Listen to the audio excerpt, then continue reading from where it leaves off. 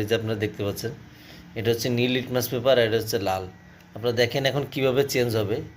এই যে সাধারণভাবে লেবু আমরা জানি নর্মালি অ্যাসিড, এখন আমরা যদি এই লেবুটা এর ভিতরে দিয়ে দিলাম, এই পাতাটা দেখেন ধীরে ধীরে এর কালার চেঞ্জ হবে।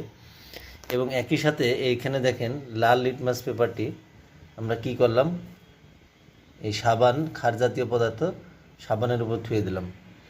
এখন দেখেন ধীরে ধীরে কালার চেঞ্জ হচ্ছে, অর্থাৎ এইখানে যে লাল লিটমাস পেপারটি রয়েছে, এই লালটি হচ্ছে আপনার ক্ষারে নীল আকার ধারণ করেছে এবং অ্যাসিডে যেটা রাখা হয়েছে লিটমাস পেপার, এটি দেখেন আবার লাল আকার ধারণ করেছে।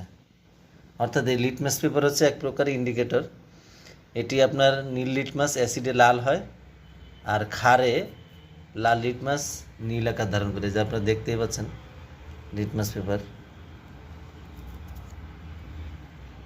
আসসালামু আলাইকুম ডিয়ার ভিউয়ার্স, থ্যাংক ইউ।